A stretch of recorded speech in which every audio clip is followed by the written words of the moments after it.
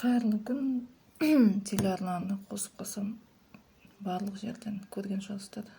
Енді жұмыстасыздар ма? Болмаса кечки жаңалыктардан көресиз, болмаса ютубтан ба жиналыс сумдук жаңа баягы сол көкелер, баягы сол апкелер, баягы сол немнетен баягы сол шайка жиналып алып біз өйстеміз, біз бүйтеміз, сендер отыра беріңдер тыныш, біз өзіміз жасаймыз деп тағы жиналыс жасап тағы сөйледі. Бізге не одан, бізге не пайда одан? Ештеме өзгерген жоқ. Бекерге ақша шашып жатыр, бекерге бюджеттің ақшасын шашып жатыр, бекерге халықтың ақшасы, мемлекеттің ақшасын шашып жатыр.